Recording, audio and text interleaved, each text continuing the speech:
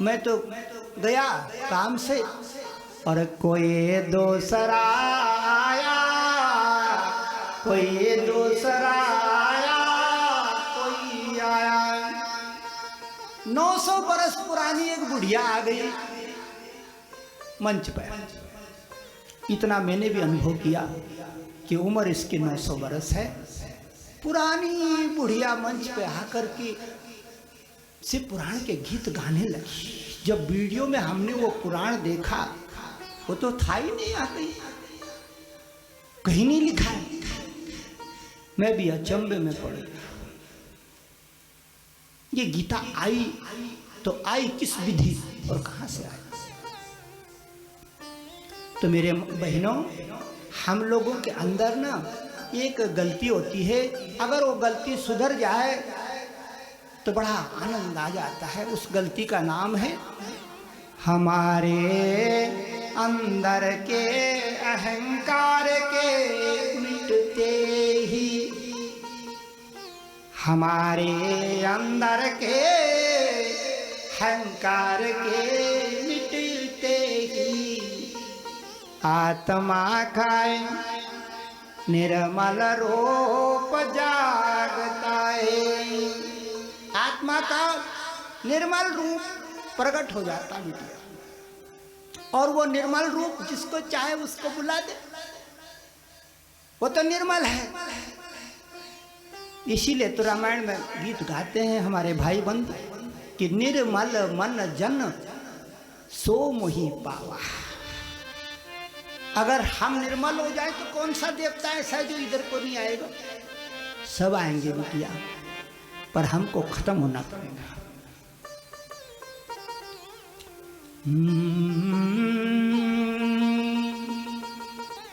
चेतस चिंताय छिन्नमय भास में नूतन जल धरे रुचिर विकास में पीता बसन धरे सुंदर नाटवर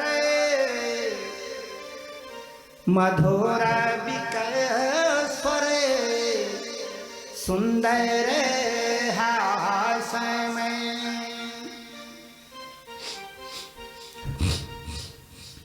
ते अवसर नारद मुनि आए, ते अवसर नारद मुनि आए, ते अवसर नारद मुनि आए, ते अवसर नारद मुनि आए, ते अवसर नारद ऋषि आए, ते अवसर नारद ऋषि आए, गुण गावत बीन बजाए, हरि गुण गावत बीन बजावे, हरि गुण गावत बीन बजाए, हरि गुण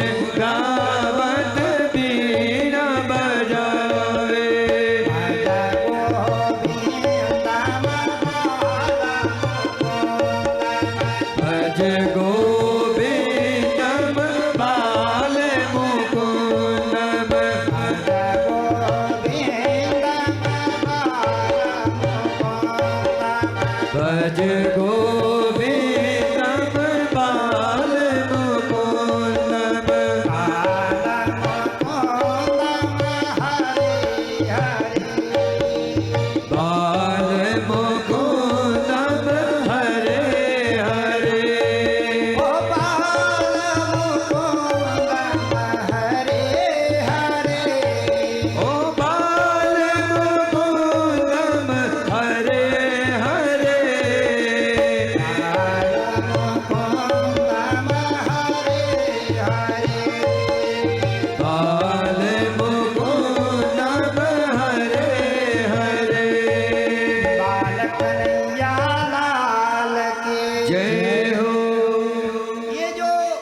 महात्माओं ने ये पोथी के बाहर तस्वीर निकाली है।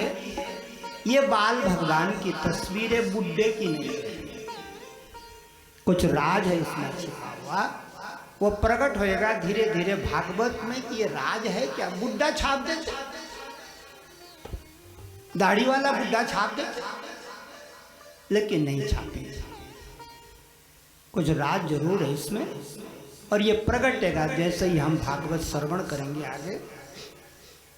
इस पोथी में मेरी बहनों, भागवत बांचने से पहले गुरुजी ने एक कथा लिखी है प्रेत की। कोई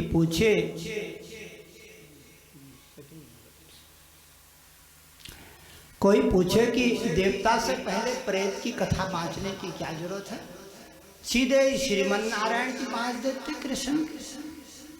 ये प्रेत की क्यों बांच रहे? लेकिन प्रेत की कथा लिखी है इसमें दरवाजे पर ही।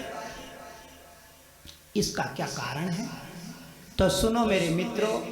ये जो हमारी जिंदगानी है ना, हमारी जिंदगानी, कोई भी हो, स्त्री हो चाहे पुरुष हो, जब इस संसार से जाते हैं, जब जाते हैं इस संसार से, तब पहली सीढ़ी पहला द्वार है भूत प्रेतों का।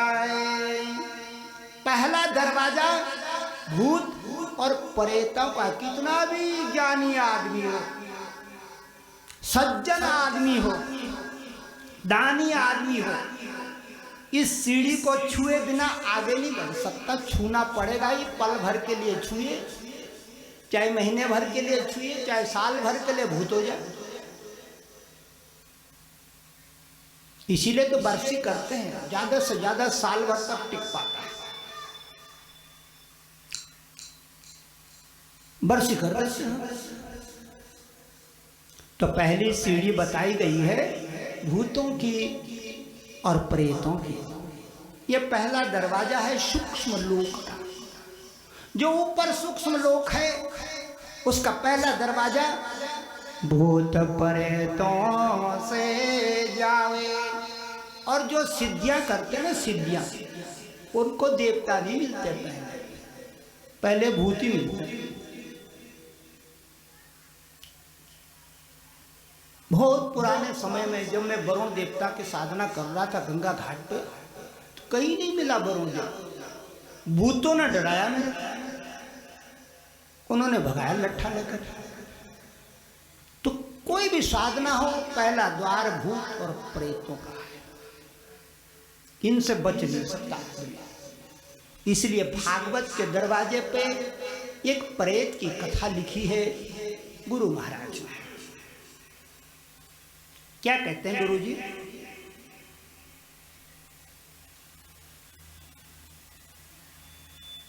कि तुंगभद्रा नाम की नदी के तट पर एक गांव था, वहां एक ब्राह्मण रहता था।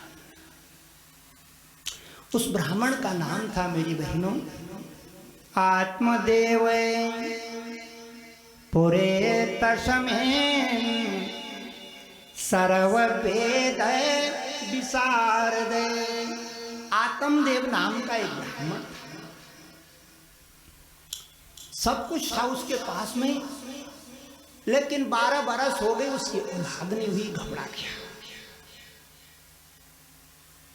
जब आदमी की औलाद नहीं होती तो आदमी घबरा जाता है। कितना भी बड़ा ज्ञानी, आत्मदेव घबरा गया और घबरा करके आत्महत्या करने के लिए एक नदी के किनारे पे रात में चला गया।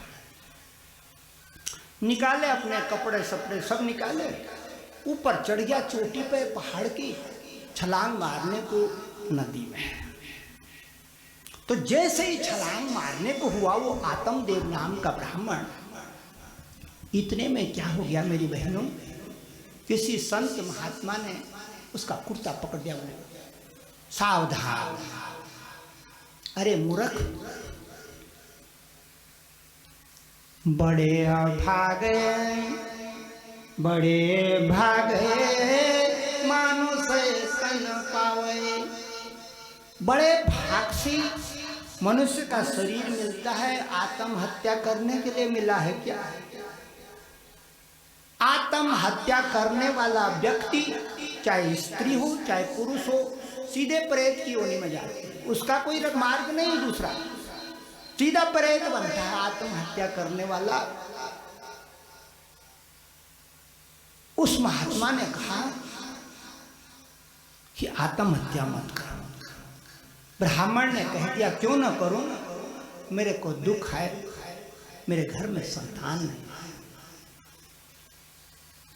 संतान दे दो तो मैं आत्महत्या करना छोड़ दूं। महात्मा जी सिद्ध पुरुष थे, उन्होंने कपाल में देखा ब्राह्मण के, और कपाल में देख के कहता है कि सप्त जन्मा बधी तब पुत्रो ने वच